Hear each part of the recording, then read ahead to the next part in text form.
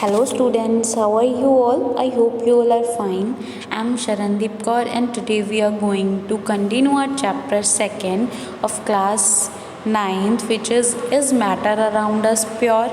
तो बेटा इस चैप्टर को कंटिन्यू करते हैं। आज हमने पढ़ना है बेटा मिक्सचर्स के बारे में। लास्ट लेक्चर में हमने मिक्सचर्स के बारे में थोड़ा सा डिस्कस किया था कि मिक्सचर्स होते क्या हैं। आज हमने मिक्सचर्स के टाइप्स को डिटेल में करना है। लास्ट लेक्चर में हमने हेटेरोजेनियस एंड होमोजेनियस मिक्सचर के बारे में तो थोड़ा सा किया था, ठीक है। आज हम आगे करते हैं। देखो बेटा मिक्सचर्स हमने बताया था कि दो तरह के होते हैं, हेटेरोजेनियस एंड होमोजेनियस मिक्सचर्स, है ना। एंड अगेन जो हेटेरोजेनियस मिक्सचर्स होते हैं वो दो तरह के होते हैं, सस्पेंशन एंड कोलोइड्स। एंड जो होमोजेनियस मिक्सचर्स होते हैं ये ओनली एक तरह के होते हैं सॉल्यूशन, जिनको हम ट्रू सॉल्यूशंस बोलते हैं। क्लियर है बच्चों? तो नेक्स्ट देखते हैं सॉल्यूशन क्या होते हैं। होमोजीनियस मिक्सचर ऑफ टू और मोर कंपोनेंट, दो या दो से ज़्यादा कंपोनेंट्स का होमोजीनियस मिक्सचर, जिसको हम क्या बोलते हैं सॉल्यूशन। जैसे मैंने बेटा आपको बताया था जब हम सॉल्ट को ऐड करते हैं वाटर में, है ना, हमने होमोजीनियस मिक्सचर्स किए थे ना, तो जो भी होमोजीनियस मिक्सचर्स की प्रॉपर्टी हैं वो सॉल्यूशन की होंगी।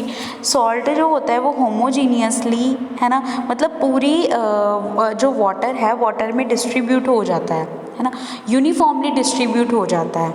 तो जो यूनिफॉर्मली डिस्ट्रीब्यूट हो जाते हैं उनको हम होमोजेनस मिक्सचर्स बोलते हैं। एंड जो होमोजेनस मिक्सचर्स होते हैं वो ऑलवेज सॉल्यूशन होते हैं, ठीक है। इनको ट्रू सॉल्यूशन भी बोला जाता है। Then particles are evenly distributed, evenly वही है यूनिफॉर्मली डिस्ट्रीब्यूट होते हैं। वी हैव सॉलिड और गैसियस सॉल्यूशन एज वेल, ज़रूरी नहीं है कि लिक्विड सॉल्यूशन ही होते हैं, सॉलिड एंड गैसियस सॉल्यूशंस भी होते हैं, ठीक है। फॉर एग्जाम्पल लेमोनेड, मतलब जो नींबू पानी होता है ना, अलोएस जो हैं that are solutions because they are homogeneous mixtures.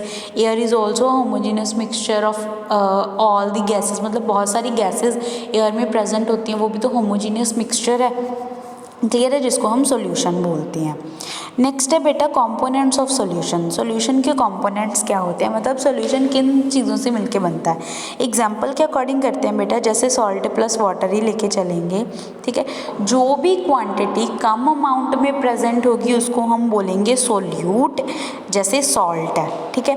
And जो क्वांटिटी ज़्यादा अमाउंट में होगी जैसे वाटर है उसको हम बोलेंगे सॉल्वेंट। सोल्यूट एंड सॉल्वेंट दो कंपोनेंट्स होते हैं सॉल्यूशन के। सोल्यूट किसको बोलते हैं, जिसको डिज़ोल्व करवाया जाता है, जो लेसर क्वांटिटी में प्रेजेंट होता है।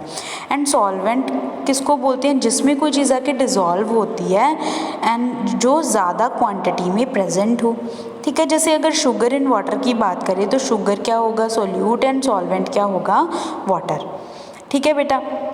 देन टिंक्चर ऑफ आयोडीन, इसमें आयोडीन सोल्यूट है, अल्कोहल क्या है, सॉल्वेंट। एरिएटेड ड्रिंक्स जिसमें एयर मतलब कार्बन डाइऑक्साइड क्या है, सोल्यूट, एंड वाटर क्या है, सॉल्वेंट। एयर तो गैस प्लस गैस है, एक गैस सोल्यूट होगी दूसरी गैस सॉल्वेंट होगी, क्लियर है बच्चों। देन सॉल्यूशन की प्रॉपर्टीज़, पहले तो यही है बेटा कि ये होमोजीनियस मिक्सचर होता है ना।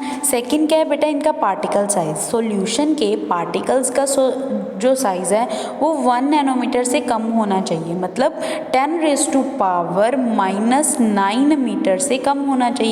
अब 10⁻⁻⁹ का क्या मतलब है, 1/1 2 3 4 5 6 7 8 9, ये है 10⁻⁻⁹ एंड 1 नैनोमीटर का मतलब, ठीक है।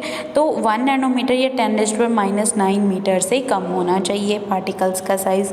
Do not scatter beam of light passing through the solution, जब बीम ऑफ लाइट मतलब लाइट है, लाइट की रेज जो हैं वो पास करती हैं थ्रू दी सॉल्यूशन में से, तो जो लाइट है वो स्कैटर नहीं होती, ठीक है। लाइट की स्कैटरिंग नहीं होती है। स्कैटरिंग ऑफ लाइट भी बेटा हमारे पास टॉपिक है, वो हम आगे करते हैं। स्कैटरिंग का क्या मतलब होता है, फैल जाना। मान लो ये पार्टिकल है सॉल्यूशन का, जब लाइट आई, लाइट इस पर टकराई, है ना, टकराने के बाद बेटा वो ऐसा नहीं है कि वो फैल जाएगी, उसको कोई फ़र्क ही नहीं पड़ेगा क्योंकि पार्टिकल्स का साइज़ बहुत ज़्यादा छोटा है, ठीक है। देन पाथ है जो लाइट का वो विजिबल नहीं होगा, मतलब अगर हम कंटेनर जिसमें सॉल्यूशन पड़ा है उसमें से लाइट पास करेंगे तो हमें लाइट का जो पाथ है वो दिखाई नहीं देगा, ठीक है। ये क्या होते हैं बेटा, स्टेबल होते हैं, ठीक है, स्टेबल होते हैं जो सॉल्यूशंस हैं। क्लियर है बच्चों इनकी properties. Then no scattering of light का क्या मतलब है, देखो स्कैटरिंग नहीं होती है, क्यों नहीं होती, क्योंकि पार्टिकल्स बहुत ज़्यादा छोटे हैं, बहुत ज़्यादा छोटे हैं, hence light do not get scattered and hence path जो है वो विजिबल नहीं होता। देखो जब हम टॉर्च से मान लो लाइट पास करवाई तो लाइट का जो पाथ है वो हमें सॉल्यूशन में से दिखाई नहीं दे रहा कि लाइट कहाँ से पास हो रही है। ठीक है, क्यों नहीं हो रहा, इसी वजह से बिकॉज स्कैटरिंग ऑफ लाइट नहीं हो रही है, पार्टिकल्स का साइज़ बहुत ज़्यादा छोटा होने की वजह से। देन है बेटा सस्पेंशन। सस्पेंशन क्या होते हैं, हेट्रोजीनियस मिक्सचर्स होते हैं। ठीक है, suspensions are the heterogeneous mixtures. अब हमने हेट्रोजीनियस मिक्सचर दो तरह के किए थे, सस्पेंशन एंड कोलोइड। यहाँ पे हम उसी सस्पेंशन की बात कर रहे हैं। जो सस्पेंशन होते हैं ये क्या होते हैं, हेट्रोजीनियस मिक्सचर्स होते हैं। अब solute particles do not gate dissolved but remain suspended through out the bulk of the medium. मतलब क्या है कि अगर हमने क्या कर दिया, सॉल्व मान लो हमारे पास कोई लिक्विड है ना, लिक्विड में अगर हमने सोल्यूट पार्टिकल या सॉल्वेंट में जब हमने सोल्यूट पार्टिकल डाल दिए तो वो इवनली डिस्ट्रीब्यूट नहीं होंगे, मतलब यूनिफॉर्मली डिस्ट्रीब्यूट नहीं होंगे। ठीक है, डिज़ोल्व तो हो जाएंगे लेकिन अच्छे से डिज़ोल्व नहीं होंगे, मतलब हमें ऐसा नहीं लगेगा कि एक ही चीज़ बन गई है, हमें अलग अलग बाउंड्रीज उनकी दिखाई देंगी। ठीक है, जैसे अगर हम सैंड को वाटर में मिक्स कर देते हैं, सैंड प्लस वाटर करते हैं ना, तो हमें सैंड के पार्टिकल्स भी दिखाई देते हैं। एंड ऐसा होता है कि थोड़े टाइम बाद सैंड नीचे बैठ जाती है, तो नीचे तो क्या होगा, एट द बॉटम तो सैंड पार्टिकल ज़्यादा होंगे लेकिन ऊपर जो सैंड पार्टिकल्स है वो कम होंगे। ठीक है, तो इवनली डिस्ट्रीब्यूट नहीं होते हैं। For example chalk water, muddy water, sand in water, milk of magnesia, किसको बोला जाता है, मैग्नीशियम हाइड्रोक्साइड इन वाटर को मिल्क ऑफ मैग्नीशिया बोला जाता है। ठीक है, मिल्क ऑफ मैग्नीशिया का बेटा यूज़ कहाँ पे किया जाता है, मिल्क ऑफ मैग्नीशिया जो एंटासिड्स होते हैं ना उनमें यूज़ किया जाता है। ठीक है, नेक्स्ट देखो प्रॉपर्टीज़ ऑफ सस्पेंशन। सस्पेंशन की प्रॉपर्टीज़ क्या होती हैं, वही चीज़ है, हेट्रोजीनियस मिक्सचर्स होते हैं। ठीक है, और क्या इनका जो पार्टिकल साइज़ है, सॉल्यूशन का जो पार्टिकल साइज़ था वो 1 नैनोमीटर से कम था। इनका जो पार्टिकल साइज़ है इनको हम नेक्ड आई से देख सकते हैं, सॉल्यूशन के पार्टिकल्स को हम नेक्ड आई से मतलब खुली आंखों से नहीं देख सकते। ठीक है, आई से नहीं देख सकते, माइक्रोस्कोप से देखना भी उनको बहुत ज़्यादा डिफिकल्ट होता है सॉल्यूशन के पार्टिकल्स को। ठीक है, सस्पेंशन को हम नेक्ड आई से ही देख सकते हैं। क्लियर है बच्चों, इनका जो पार्टिकल साइज़ होता है वो क्या होता है, ग्रेटर देन 100 नैनोमीटर, 100 नैनोमीटर से ज़्यादा होता है। ठीक है, देन देखो वो तो 10⁻⁻⁹ मीटर था, ये 100 नैनोमीटर, या फिर उनका साइज़ तो क्या था 1 नैनोमीटर से भी कम था, एंड इनका 100 नैनोमीटर से भी ज़्यादा होता है। क्लियर है, ये क्या होता है बेटा, स्कैटर कर सकते हैं लाइट को। ठीक है, लाइट को स्कैटर कर सकते हैं, एंड इनका जो पाथ होता है वो भी विजिबल होता है। ठीक है, ये बट ये अनस्टेबल होते हैं। अनस्टेबल का क्या मतलब कि थोड़ी देर बाद ये क्या हो जाएंगे, सेटल डाउन हो जाएंगे, एंड इनको अलग करना ईजी है, सेपरेट करना ईजी होता है। क्लियर है, जैसे स्कैटरिंग ऑफ लाइट अगर हम देखेंगे तो जब हमने लाइट जलाई सॉल्यूशन में से तो वो पास नहीं की, लेकिन कोलोइडल सॉल्यूशन से हमें पाथ विजिबल होता है ना, मतलब स्कैटरिंग ऑफ लाइट हो गई। एंड सस्पेंशन में भी विजिबल होता है, मतलब इसमें भी स्कैटरिंग ऑफ लाइट होती है। क्लियर है बच्चों। नेक्स्ट, जो ट्रू सॉल्यूशन होते हैं एंड सस्पेंशन होते हैं, इनकी विजिबिलिटी देख लो। जब हम डिज़ोल्व करते हैं शुगर को वाटर में तो शुगर अच्छे से डिज़ोल्व हो जाती है, शुगर सॉल्यूशन बन जाता है। लेकिन अगर हम सैंड को देखेंगे तो सैंड के पार्टिकल सेटल डाउन हो जाएंगे एंड कुछ पार्टिकल डिस्ट्रीब्यूट होते हैं। ठीक है, लेकिन क्या है, सारे के सारे पार्टिकल्स की डिस्ट्रीब्यूशन नहीं होती है, तो इनमें फ़र्क देखो कितना होता है सस्पेंशन एंड ट्रू सॉल्यूशन में। क्लियर है ना बच्चों। फिर आते हैं कोलोइड्स। कोलोइड्स क्या होते हैं, size of the solute is intermediate between the solution and suspension. जो सॉल्यूशन का साइज होता है वो होता है लेस देन 1 नैनोमीटर, है ना, लेस देन 1 नैनोमीटर। जो पार्टिकल्स होते हैं सस्पेंशन के, उनका 100 नैनोमीटर से ज़्यादा होता है, एंड कोलोइड्स का इन दोनों के इंटरमीडिएट होता है। मतलब 1 नैनोमीटर से 100 नैनोमीटर तक का जो साइज़ है वो कोलोइडल पार्टिकल्स का होता है। ठीक है। ये भी दिखने में तो बेटा होमोजीनियस होते हैं बट इनका नेचर एक्चुअल में हेट्रोजीनियस है। Very very important thing for the colloidal solution. दिखने में तो ये होमोजीनियस होते हैं लेकिन इनका नेचर एक्चुअल में हेट्रोजीनियस है। अगर हम नेक्ड आई से देखेंगे तो ये होमोजीनियस लगेंगे लेकिन अगर हम माइक्रोस्कोप की हेल्प से देखेंगे तो ये हेट्रोजीनियस दिखते हैं। ठीक है। इसकी एग्जाम्पल है मिल्क। मिल्क को अगर हम देखेंगे तो हमें होमोजीनियस लगता है ना, लेकिन मिल्क हेट्रोजीनियस है। ये हमें कैसे पता चलता है? जब हम माइक्रोस्कोप से देखते हैं। For example soap solution, milk हो गया, ब्लड हो गया, इंक, जेली, ये सारी क्या है? कोलोइड्स की एग्जाम्पल है। ठीक है। ये देखो बटर है, पेंट है, जेली है, मिल्क है, ये कोलोइड्स की एग्जाम्पल है। दिखने में तो ये सारे होमोजीनियस लगते हैं but these are not homogeneous.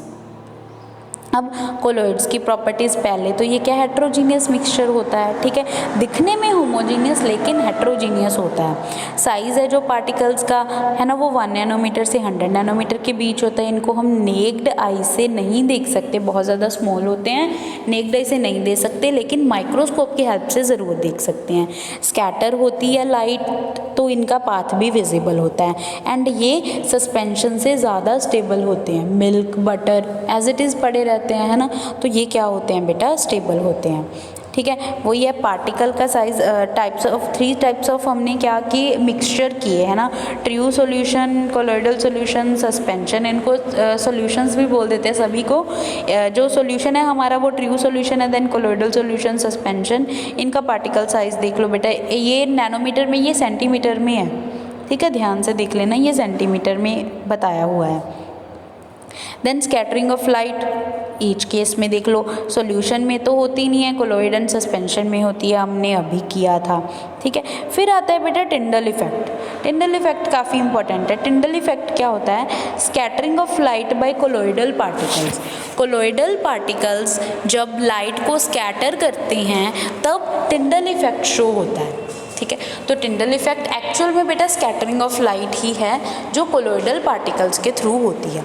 टिंडल effect is observed when a fine beam of light enters room through a small hole. आपने देखा होगा कि कई बार डार्क रूम में या रूम में एक स्मॉल होल से लाइट आ रही होती है ना, तो हमें थोड़े से धूल के पार्टिकल्स दिखाई देते हैं, है ना, डस्ट पार्टिकल्स दिखाई देते हैं। ये क्या है? ये वही है बेटा, हमें पाथ जो है वो दिखाई दे रहा है ना, लाइट का पाथ दिखाई दे रहा है। This is the Tyndall effect. कई बार आपने देखा होगा कि जहाँ पे घने पेड़ होते हैं, है ना, पेड़ में से कहीं से थोड़ी सी जगह में से लाइट दिखाई दे रही होती है ना हमें आते हुए, तो वो भी क्या होता है? Tyndall effect. This happens due to scattering of light particles of dust and smoke in the air. क्या क्यों दिखाई देता है? क्योंकि जो लाइट है ना वो क्या कर रही है? स्कैटर कर रही है। लाइट का पाथ क्यों विजिबल हो रहा है? क्योंकि जो लाइट है वो स्कैटर हो रही है। स्कैटर किसके साथ हो रही है? जो डस्ट पार्टिकल्स हैं एयर में, जो स्मोक या डस्ट पार्टिकल्स हैं एयर में, उनसे स्कैटर होके, उनसे टकरा के फैल जाती है एंड हमें उसका जो पाथ है वो दिखाई देने लग जाता है।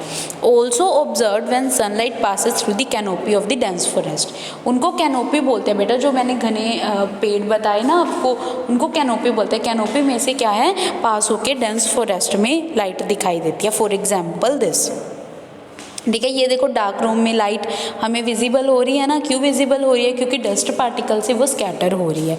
एंड यहाँ पे देखो घने पेड़ है, पेड़ में से लाइट हमें दिखाई दे रही है, लाइट का पाथ क्यों दिखाई दे रहा है? बिकॉज क्या है? पार्टिकल से स्कैटर हो रही है लाइट। ठीक है। अब देखो बेटा, जो प्योर वाटर है ना, एक सोल्यूशन की तरह काम करेगा, लेकिन जब इसमें कोलोइडल साइज के पार्टिकल्स होंगे वाटर में, तब हमें पाथ विजिबल हो जाता है। क्योंकि प्योर वाटर या फिर हम अगर सॉल्यूशन की बात करें तो उनके पार्टिकल्स बहुत ज़्यादा छोटे हैं। लाइट अगर इनसे टकराएगी तो लाइट को कोई इफेक्ट ही नहीं पड़ेगा। लेकिन अगर पार्टिकल्स का साइज़ बड़ा हो गया तब लाइट इन पे स्कैटर करती है, इनसे टकराती है, स्कैटर करके हमारी आइज़ तक पहुंचती है, तो लाइट फैल जाती है ना, तो लाइट का पाथ विजिबल हो जाता है। क्लियर है ना बच्चों टिंडल इफेक्ट क्या होता है? फिर क्लासिफिकेशन ऑफ कोलोइड्स। कोलोइड्स की भी क्लासिफिकेशन है। जैसे सॉल्यूशन में सोल्यूट एंड सॉल्वेंट होता है ना, उसी तरह कोलोइड्स में जो सोल्यूट होता है उसको हम डिस्पर्स्ड फेज बोलते हैं, एंड सॉल्वेंट जो होता है सॉल्यूशन में उसको कोलोइड्स में डिस्पर्जन मीडियम बोला जाता है। क्लियर है। अब according to the dispersed phase and dispersed medium, जो कोलॉइड्स होते हैं वो 8 तरह के होते हैं, ठीक है। ये लिखा solid in solid, solid in liquid, solid in gas, ठीक है। एंड देन इनके नेम है एंड इनकी एग्जांपल है। इनको जस्ट आपने रीड करना है, ज़्यादा डीपली नहीं जाना, ठीक है। एक बार ही रीड ज़रूर करना है। क्लियर है बच्चों। इसके बाद हैं सैचुरेटेड सॉल्यूशंस। सैचुरेटेड सॉल्यूशंस क्या होते हैं? At any particular temperature a solution that has dissolved as much solute as capable of dissolving. Saturated solution क्या होते हैं? 2 तरह के सॉल्यूशन है बेटा, सैचुरेटेड एंड अनसैचुरेटेड सॉल्यूशन। ध्यान से समझना क्या होते हैं सैचुरेटेड एंड क्या होते हैं अनसैचुरेटेड सॉल्यूशन। देखो बेटा, हमारे पास क्या है, एक बीकर है, ठीक है। बीकर में हमने क्या कर दिया, वाटर डाल दिया, वाटर है, ठीक है। ऊपर से हमने इसमें क्या डाल दिया, शुगर डाल दिया। हमें पता है बेटा शुगर जो है एक लिमिट तक, लिमिटेड अमाउंट ऑफ वाटर में डिज़ोल्व हो सकता है, ठीक है। ऐसा नहीं है कि हम मान लो हमने 1 बीकर वाटर लिया, उस 1 बीकर वाटर में हम जितना मर्जी शुगर डिज़ोल्व करें, ऐसा नहीं होता ना। एक लिमिट तक डिज़ोल्व होता है एंड बाद में डिज़ोल्व होना बंद हो जाता है। जब मैक्सिमम अमाउंट ऑफ जो शुगर है ना, या कोई सोल्यूट है, मैक्सिमम अमाउंट ऑफ सोल्यूट अच्छे से डिज़ोल्व हो जाता है कि उसका एक भी क्रिस्टल, एक भी जो पार्टिकल है शुगर का, वो बिना डिज़ोल्व हुए नहीं रहता, सारा का सारा डिज़ोल्व हो जाता है। वो मैक्सिमम अमाउंट जो सारी की सारी एक पर्टिकुलर अमाउंट ऑफ वाटर में डिज़ोल्व हो चुकी है, पर्टिकुलर अमाउंट ऑफ सॉल्वेंट में डिज़ोल्व हो चुकी है, उस पूरे सॉल्यूशन को फिर हम क्या बोलेंगे, सैचुरेटेड सॉल्यूशन, ठीक है। At any particular temperature a solution that has dissolved as much solute as capable of dissolving, मतलब उतना ही सोल्यूट उसमें डिज़ोल्व हो रखा है जितनी कि उसके पास कैपेबिलिटी है उसको अपने में डिज़ोल्व करवाने की, ठीक है। उसको हम सैचुरेटेड सॉल्यूशन डालते हैं। अब अगर उससे ज़्यादा सोल्यूट डालेंगे तो वो फर्दर डिज़ोल्व नहीं होगा, वो डिज़ोल्व नहीं होगा, वो एज इट इज़ उसके जो क्रिस्टल्स है, उसके जो पार्टिकल्स हैं, वो एज इट इज़ रह जाएंगे, वो डिज़ोल्व नहीं होंगे, ठीक है। इसको सैचुरेटेड सॉल्यूशन बोला जाता है, ठीक है। एंड अनसैचुरेटेड सॉल्यूशन क्या होता है? मान लो कि 1 ग्लास वाटर में कैपेबिलिटी है कि वो 2 बड़े चम्मच क्या है, डिज़ोल्व कर सकता है, ठीक है। लेकिन हमने क्या किया, ओनली 1 चम्मच डाला या 1.5 चम्मच डाला है। अभी उसके पास पावर है, कैपेबिलिटी है कि वो और सोल्यूट को भी ऐड करवा सकता है, उसको हम अनसैचुरेटेड सॉल्यूशन बोलते हैं। क्लियर है।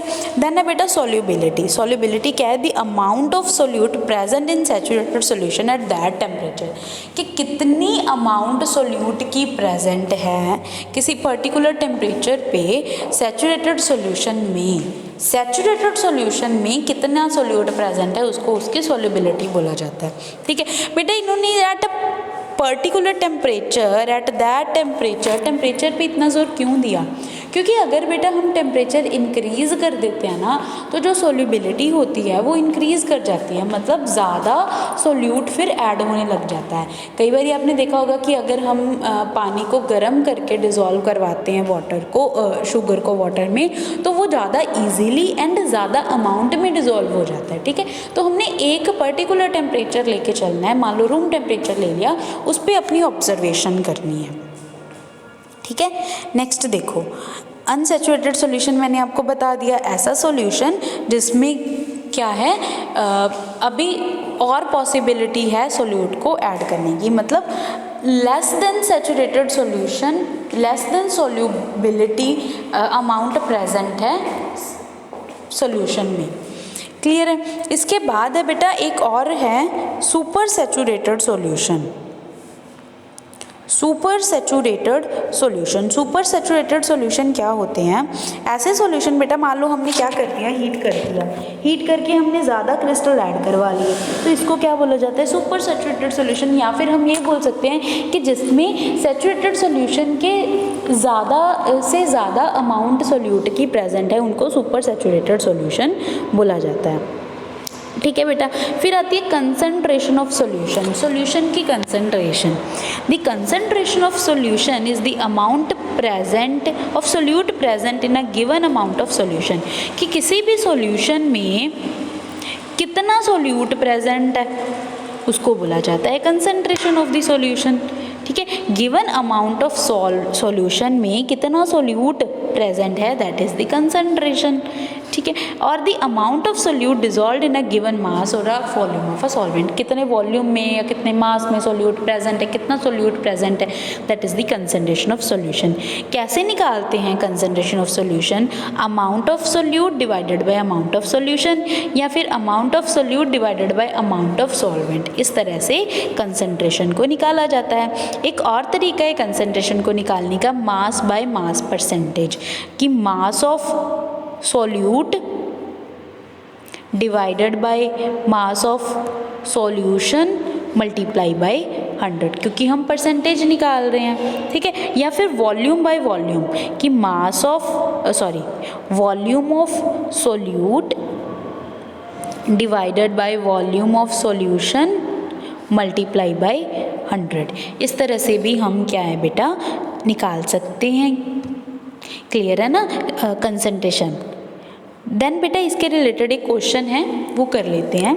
क्या है? A solution has 40 gram of common salt in 320 gram of water, ठीक है। एक सॉल्यूशन में 40 ग्राम क्या है कॉमन सॉल्ट है, किसमें 320 ग्राम ऑफ वाटर में, मतलब 40 ग्राम हमारा सोल्यूट हुआ क्योंकि ये क्या है कम अमाउंट में प्रेजेंट है, 320 सॉल्वेंट हुआ क्योंकि ज़्यादा अमाउंट में प्रेजेंट है, ठीक है। दोनों का मास गिवन है। Then calculate the concentration in terms of mass by mass percentage. हमें क्या निकालनी है बेटा? परसेंटेज निकालनी है, मास बाय मास परसेंटेज की फॉर्म में कंसंट्रेशन निकालनी है। तो क्या फॉर्मूला था? मास ऑफ सोल्यूट जो हमें गिवन है, ठीक है, divided by mass of solution था, लेकिन सॉल्यूशन का मास हमें नहीं पता। हमें सोल्यूट एंड सॉल्वेंट का तो पता है, सॉल्यूशन कैसे बना, सोल्यूट एंड सॉल्वेंट को ऐड करके। तो सॉल्यूशन का मास कैसे आ जाएगा? 40 + 320 करके, ठीक है। दोनों को ऐड करके सॉल्यूशन का मास आ जाएगा, फिर हम फॉर्मूले में वैल्यू पुट कर देंगे एंड हमारे पास क्या आ जाएगी? कंसंट्रेशन आ जाएगी सोल्यूट की। क्लियर है ना बच्चों? इसके बाद है बेटा छोटा सा topic physical changes and chemical changes. Physical changes क्या होते हैं? ऐसे चेंजेस जिसमें कोई भी नया सबस्टेंस नहीं बनता उनको हम फिजिकल चेंज बोलते हैं, ठीक है। जैसे मान लो मेल्टिंग ऑफ आइस है, आइस को जब हम मेल्ट करेंगे तो मेल्ट करने पे वो वाटर ही रहेगा। पहले भी वो वाटर से बनी हुई थी आइस, अब भी वाटर बन गया, ठीक है। ये वाटर को जब हम इवेपोरेट कर देंगे तो फिर भी तो वो वाटर के वेपर्स रहेंगे ना। तो ये ऐसे होते हैं फिजिकल चेंज जिसमें कोई न्यू चीज़ नहीं बनती, वही चीज़ रहती है, ठीक है। सिर्फ उसकी क्या होती हैं फिजिकल स्टेट या फिजिकल प्रॉपर्टीज चेंज हो जाती है। केमिकल चेंज कोई भी नहीं होता, केमिकल प्रॉपर्टीज उसमें चेंज नहीं होती हैं।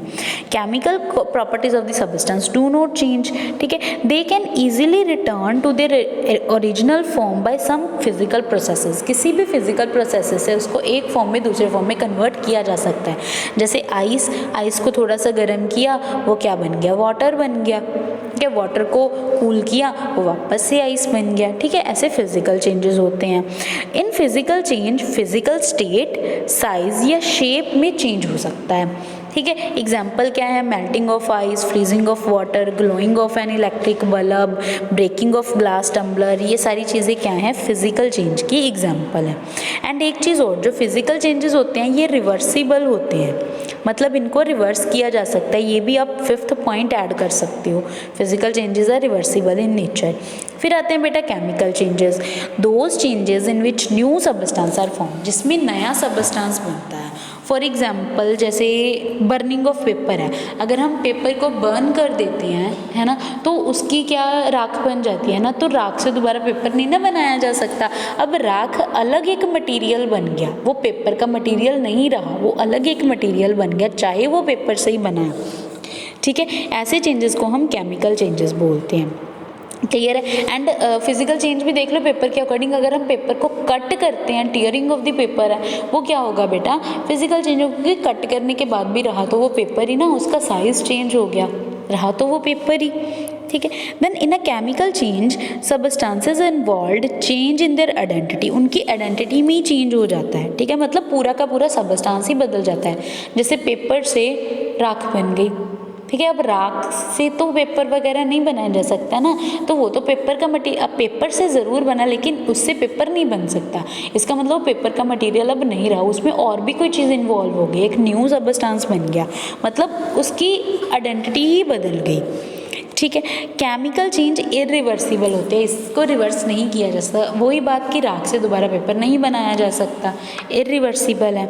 इसकी एग्जांपल क्या है? Burning of magnesium wire, burning of paper, rusting of iron, formation of curd. जैसे मिल्क से अगर हमने कर्ड बना दी तो कर्ड से दोबारा मिल्क नहीं ना बनाया जा सकता। इसके बाद है बेटा फिजिकल एंड केमिकल चेंजेस के डिफरेंसेस। फिजिकल चेंज में कोई नया सबस्टेंस नहीं बनता लेकिन केमिकल में बनता है। फिजिकल चेंजेस टेम्परेरी होते हैं लेकिन केमिकल चेंजेस परमानेंट होते हैं। टेम्परेरी मतलब थोड़े टाइम बाद उसको बदला जा सकता है, जैसे आइस को वाटर बना लिया, वाटर से दोबारा आइस बनाया जा सकता है, मतलब ये चेंजेस टेम्परेरी हैं। लेकिन केमिकल चेंज परमानेंट होता है। एक बार पेपर को बर्न कर दिया, ठीक है, तो वो परमानेंटली राख बन गई, अब वो पेपर ऊपर नहीं बन सकता। ठीक है। रिवर्सिबिलिटी, फिजिकल चेंजेस रिवर्सिबल होते हैं लेकिन केमिकल चेंजेस इरिवर्सिबल होते हैं। इनमें ओनली फिजिकल प्रॉपर्टी चेंज होती हैं, इसमें फिजिकल एंड केमिकल दोनों प्रॉपर्टीज चेंज हो जाती हैं। ठीक है। अमाउंट ऑफ एनर्जी, इसमें वैसे तो एनर्जी का इतना यूज़ नहीं होता, ना रिलीज़ होती है ना एब्जॉर्ब होती है, लेकिन अगर होगी भी तो थोड़ी बहुत। ठीक है। लेकिन केमिकल चेंजेस में एक large amount of energy absorb या फिर लार्ज अमाउंट ऑफ एनर्जी क्या है, रिलीज़ होती है। क्लियर है? इसमें हो भी सकता है नहीं भी, ठीक है, बिना एनर्जी के भी काम चल सकता है, एनर्जी होगी तो बहुत कम अमाउंट में फिजिकल चेंजेस में इन्वॉल्व होगी, लेकिन केमिकल चेंजेस में लार्ज अमाउंट ऑफ एनर्जी चाहिए होती है या फिर large amount of energy release होती है। ठीक है बेटा, ये थे हमारे physical and chemical changes. Thank you रजी, आज का हमारा टॉपिक कंप्लीट होता है। नेक्स्ट लेक्चर में हम नेक्स्ट टॉपिक को स्टडी करेंगे। अब हमारी ओनली सेपरेशन टेक्निक्स रहती हैं, हम ट्राई करेंगे कि नेक्स्ट लेक्चर में उनको कंप्लीट कर लें। Thank you and have a nice day.